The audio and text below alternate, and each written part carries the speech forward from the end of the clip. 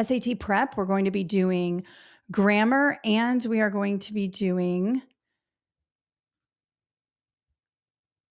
our grammar section, and we're also going to be doing our math section. So today we have 3 questions from reading and writing, and we also have 3 questions from math. So we are going to be practicing today. This is part of our incremental practice. Really excited to be here with you. You can download the questions that I'm going over today. In the description, there's a link. You just go to that link, put your name in, and we will email. Well, actually, you go to a landing page and you'll be able to download the questions I'm going through today. And you can do that later. All you have to do is just follow along right now, and we will be going through our SAT practice for today, Monday, April 21st. 2025. Okay. So I'm going to share my screen quickly with you so you can have a look at my problems. I'm going to go slowly and talk about some punctuation here because you will be asked about semicolons and things like that. So today we're going to be looking at the semicolon. And once I explain the semicolon to you, you will never forget it. You will remember it for tests, and you'll also remember it for your writing and things like that. Okay. So right away, I'm going to be thinking like a test maker, and I'm going to be looking at these answer choices here. And I can see in 2 of the answer choices, I have a semicolon, but it's placed in different places. I also have some commas. I have the word ultimately, which is a transition word. So we want to pay attention to this. First of all, I'm a grammar nerd. So I know right away, A has to be incorrect because a semicolon separates 2 independent clauses. And if we have the word ultimately at the end of an independent clause, it's not an independent clause. So having this ultimately there sort of makes whatever is in front of it a fragment. We cannot separate that with an independent clause. Now, I'm going to go through this more detailed in a second. I'm actually going to pull this sentence up so you can see it. But the only way to use a semicolon is separating 2 independent clauses. That means they are complete sentences on one side of the semicolon and a complete sentence on the other side of the semicolon. So let's go ahead. Actually, I'm going to keep that. Let's keep that there. I'm not going to erase that. I want you to see what that looks like.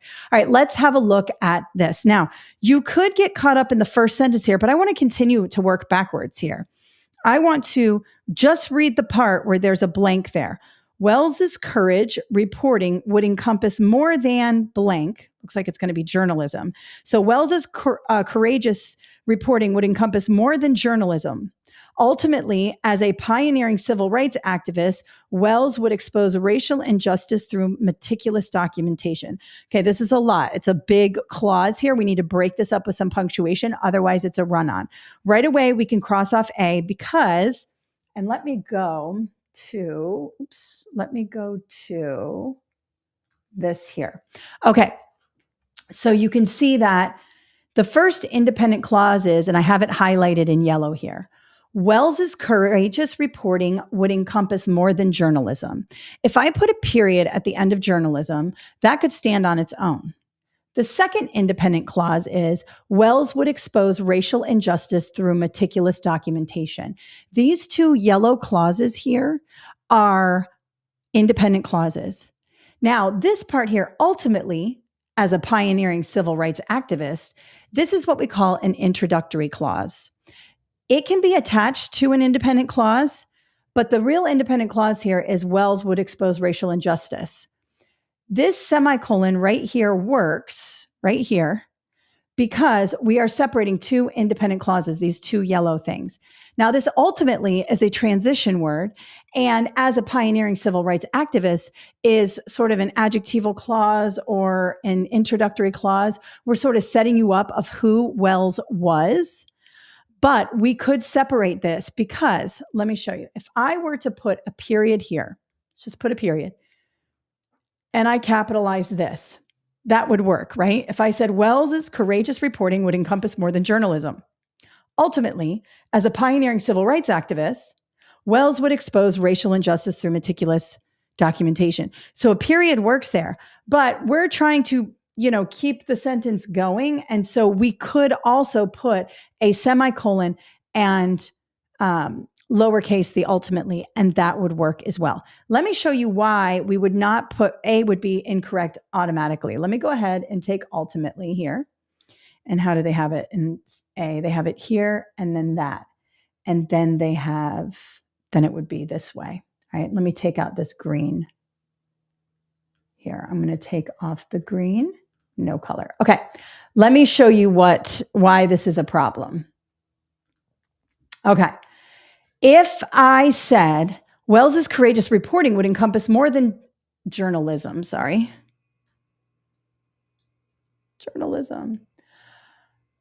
If we said that Wells's courageous reporting would encompass more than journalism, ultimately, and then we started at this, that doesn't work.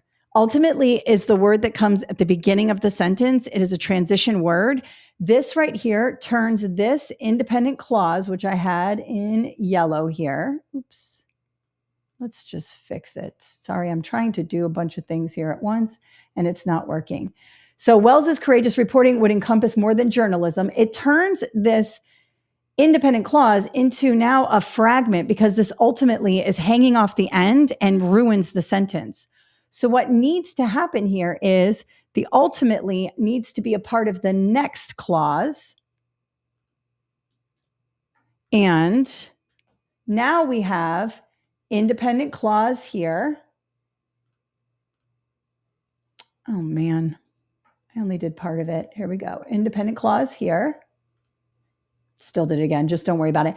This is a introductory clause or a descriptive clause here. And then we have the second independent clause. And that's why B is the answer. Let's go back to my thing here. That's why B is the answer, because this independent clause here is being separated properly by the semicolon. Now, why couldn't we have a comma here? Why couldn't we use a comma between the two independent clauses? When you use a comma in between two independent clauses, it's incorrect. It's called a comma splice. And a comma splice is too weak to separate two independent clauses. You must have strong punctuation to separate two full independent clauses. You either need a semicolon, you need a comma conjunction, like a comma and or a comma but, or a period and a capital letter. You cannot just have a comma. You cannot just have a coordinating conjunction. You need to have the comma and or the comma but. So this comma alone does not work, and neither does this one. C is incorrect for the same reason. A is incorrect, and D is incorrect because this comma here is weak punctuation and not strong enough to separate two independent clauses. So anytime we see semicolons, the first thing I want you to do is see if there are two independent clauses on both sides of the semicolon. In this case, there wasn't, so we eliminated it. But in B, there was. If we ended this independent clause with journalism, Wells's courageous reporting would encompass more than journalism, end of clause. And then ultimately, as a pioneering civil rights activist, Wells would expose racial injustice through meticulous documentation. That is also an independent clause, and that's why the semicolon works. Let's have a look at another one. I did one more with the semicolon. That's a little bit easier. I probably should have done this one first. But again, I'm looking at my answer choices, and I can see I have a colon, a semicolon, a comma, and then this conjunction, and then just landscapes here. So let's have a look. Paleontologists studied fossilized footprints have developed. Try that again. Let me reread that. I got messed up. Paleontologists studying fossilized footprints have developed new theories about how some dinosaurs moved in groups when migrating across ancient landscapes in summer months. Herds traveled northward following seasonal vegetation, but in winter they returned to warmer southern regions. Okay, this is a huge run-on sentence the way it is. First of all, I'm going to explore the semicolon and see if I put a semicolon after landscapes, it works. Paleontologists studying fossilized footprints have developed new theories about how some dinosaurs moved in groups when migrating across ancient landscapes. In summer months, herds traveled northward following seasonal vegetation. That works, right? We have an independent clause, and I will use, let me use green here. We have an independent clause here. Paleontologists, all the way here, studied how fossilized footprints have developed new theories when migrating across ancient landscapes, semicolon. In summer months, herds traveled northward. So we do have two independent clauses there. and the semicolon works. Let me go back to my blue because I know a lot of people are red, green, colorblind, so I don't want to make it so you can't see, but B is the answer. Now let's talk about this colon here. What does a colon do?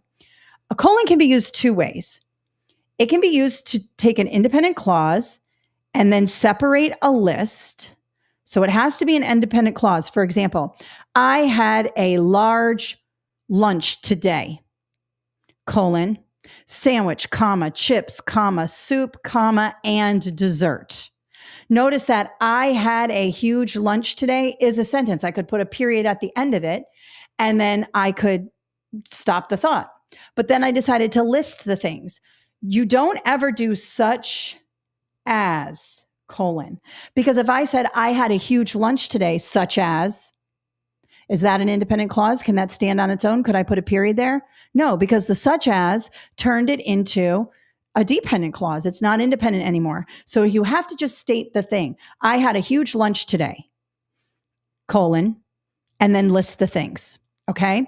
The other way the colon can be used is when we have an independent clause and then we have a restatement or, can't spell today, a restatement or a definition of what came after. Let me give you an example. We decided to focus on the most important thing, colon, SAT prep. Notice I could say, we focused on the most important thing. I could put a period there. We decided to focus on the most important thing. End of story, right? Or we could extend it and define what the most important thing is. We decided to focus on the most important thing, SAT prep. SAT prep restates or defines what we talked about in the independent clause. Okay, that works there. And in this case, we're not doing that. So we would not use A. Again, this comma, although, is a comma splice, and landscapes alone, that was the way I first read it. I first read it with just landscapes, and that just moved into a whole run-on sentence. If I only use landscapes here, this whole rest of this fully independent clause is stuck to another independent clause with no punctuation, which makes it incorrect. All right. All right. Now let's have a look at question 3. These are tough grammar questions if you don't really understand punctuation and if you don't really understand how sentences work. When it comes to grammar, it's very mathematical. Some of you are like, oh, I'm a math person. I'm not a grammar person. That's not true. Grammar is not objective. It's not something that you can just sort of, or I should say is not subjective. It's not something that you can just determine, oh, I think I'll put a comma here. Oh, I think I'll use a semicolon. It doesn't work that way. It's similar to math in that there are very important things that you have to follow when it comes to where you put semicolons. And like I said here, or colons, there is a definitive rule for every single thing. Let's have a look at this here. We have spokesperson James Cameron states, and it's all done in different ways with different punctuation. We're looking for conventions of standard English. Let's read this. In 2010, marine biologist Sylvia Earle, who had conducted numerous deep sea expeditions and served as chief scientist at NOAA, established Mission Blue, an organization that spokesperson James Cameron states aims to inspire action to explore and protect the ocean. All right, we have a couple of things going on here. We're talking about a spokesperson, and we have spokesperson and then his name, and then we have this quotation here. All right. When we have spokesperson James Cameron, you do not need a comma in between. If I said university president, let's just pretend I'm the university president, but I'm not. Let's just say, because I can't think of another name. University President Kathleen Jasper gave a speech today on blah, blah, blah. Our university president, Dr. Jones, did a speech on blah, blah, blah. It's part of the name. All right. And so in this case, we would not need a comma before James. So I'm going to take out A and B.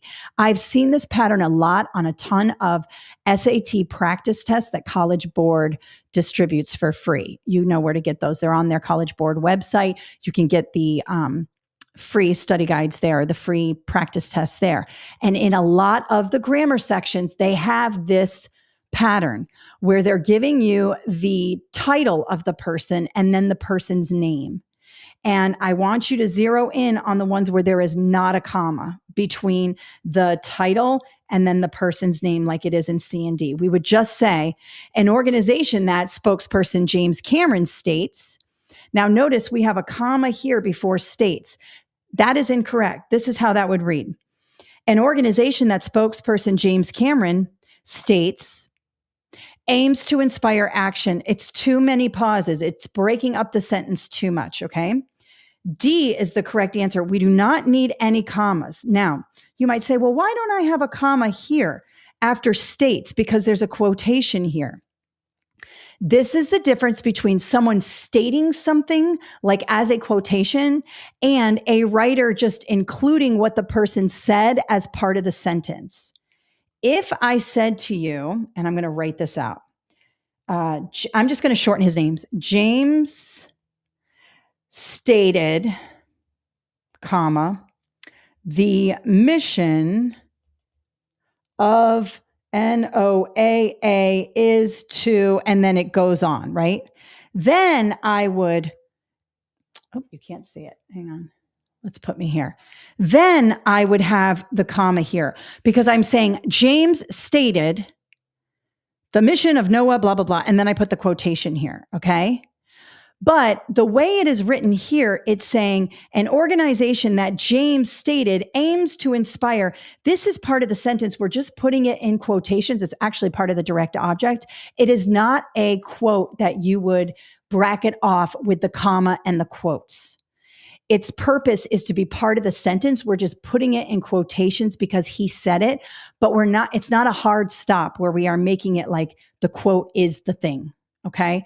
So in this case, we don't need it. And they made it sort of easy on us because the only one that has the comma before, after states is the one that has all these crazy commas, which is not it. And the one that messes up spokesperson, James Cameron states, and then goes into it. B would not be correct. D is the best answer here. So a couple of things. Make sure we remember that if it's part of the person's name, spokesperson James Cameron states, we just continue on into it. We do not need a comma. It's their title. It's part of the name, basically. It's going all in. And if the quotation is part of the sentence where it's not just its own thing, where we say, James stated, the mission of NOAA is to blah, blah, blah. Instead, it is all one thing. We don't need a comma before the quote. We're just sort of stating what he said as part of the sentence. Okay. All right. Now let's get into our math here. Okay. So I am going to move this over here. Actually, let me so you can see this a little bit better. All right, so let's have a look at question 1. Let me move this down and I'm going to start over here. Okay, we have this. What is one of the solutions to the given equation? Now they're looking for one solution. You're going to get 2 solutions here. Now you could solve this equation by, let me go over here, by using the equation x equals negative b plus or minus b squared minus 4ac over 2a. Let me show you what that looks like. So it would be, let's put it up here. X equals negative b plus or minus the square root of b squared minus 4ac over 2a. And it could take you a really long time to do that. Or you could just plug this into Desmos. I'm going to plug this into Desmos because I'm taking a high stakes test that I want to get a really high grade on, and the Desmos calculator is going to allow me to do that. So let's go ahead and do that now. Let's put this in here. X squared. Remember, you can use your keyboard on test day. X squared.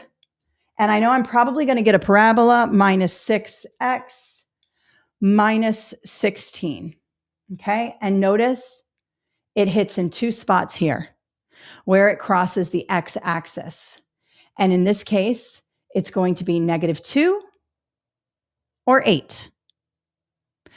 You can choose one or the other because it says what is one of the solutions. So you can choose negative 2 or 8. On test day, you would just type that into your keyboard because you're going to be taking this digitally, right? So you just choose one or the other, either 8 or negative 2.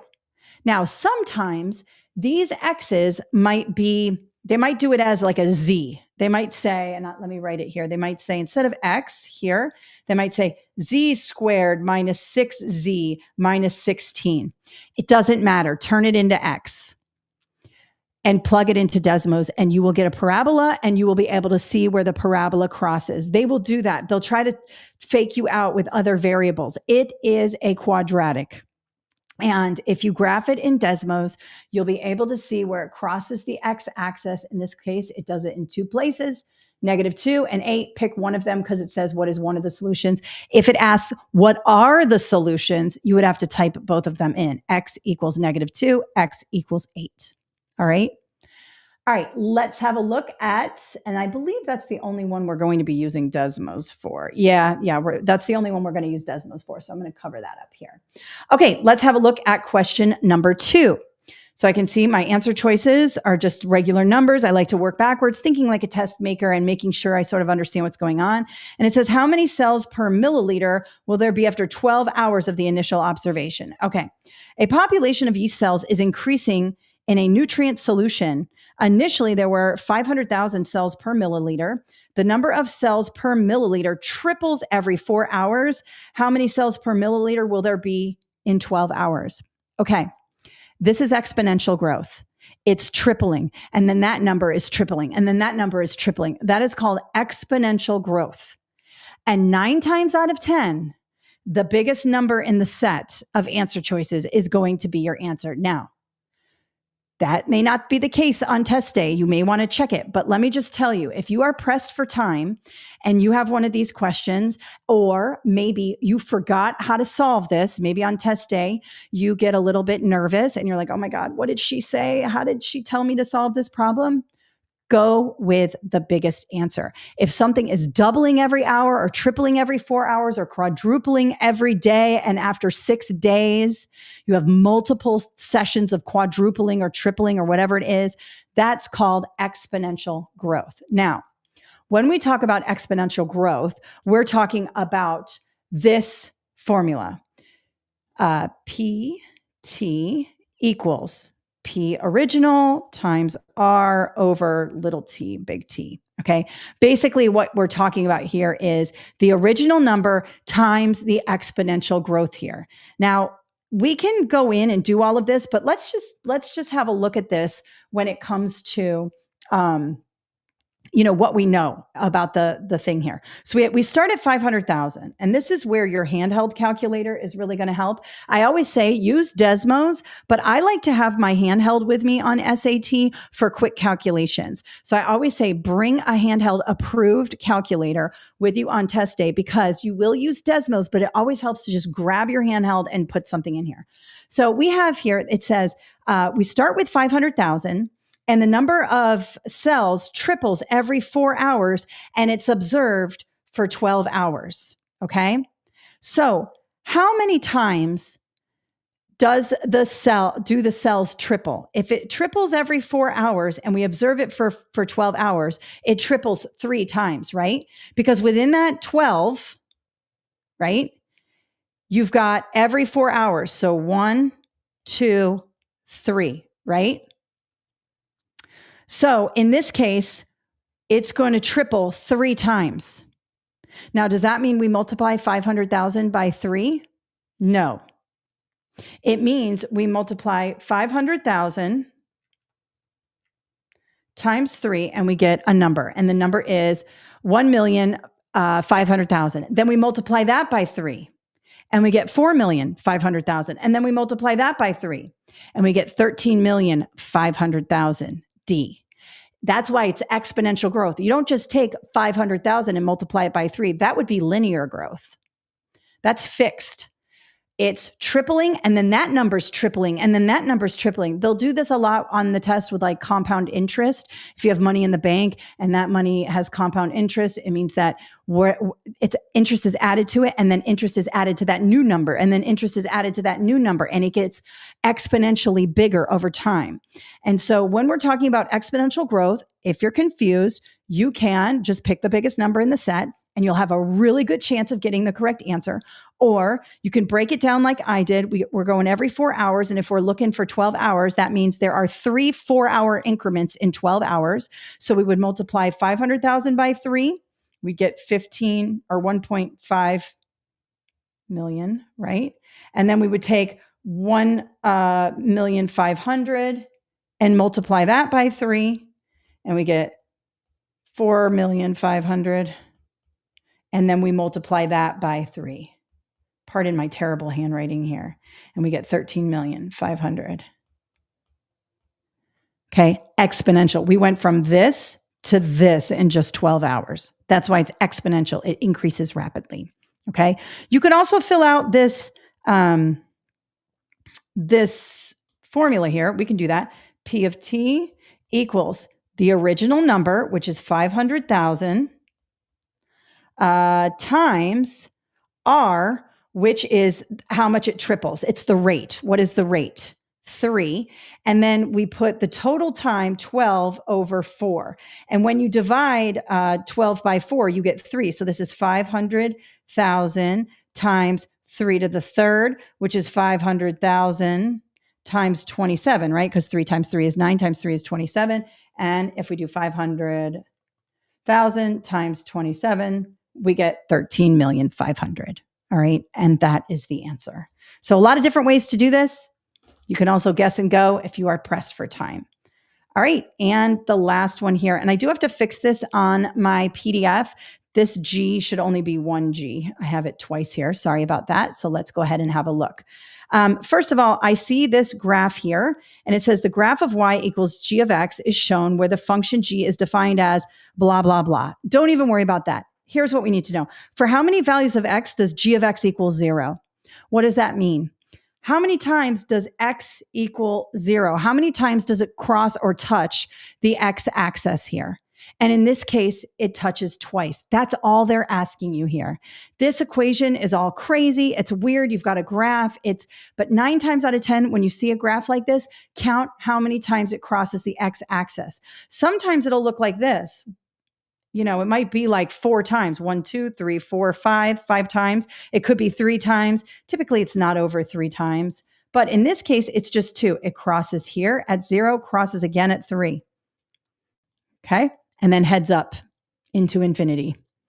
And that's your answer B. That's all you have to do on these. Okay.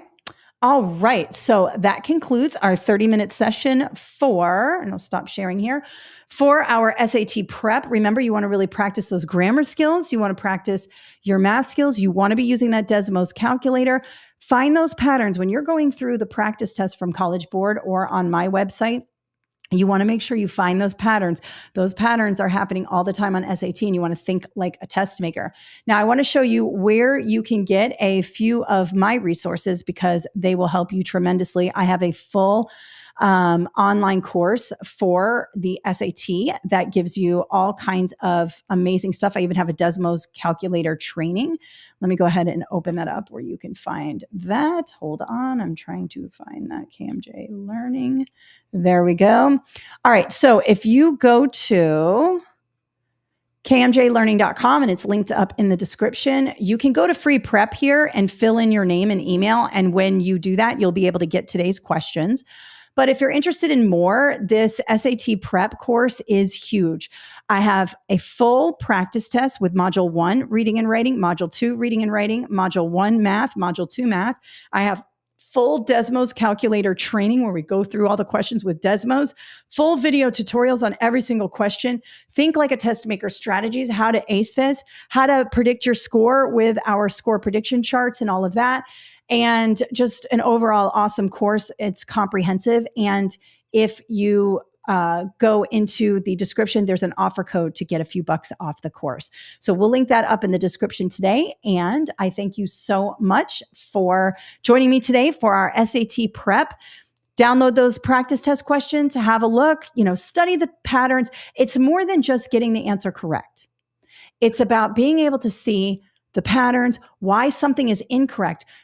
Eliminating answer choices is just as important as finding the correct answer. Be strategic, think like a test maker, and I promise you, you will begin to see the scores you want to see on the SAT. All right. All right. I wish you luck. Have a great day, and I'll see you tomorrow. Bye.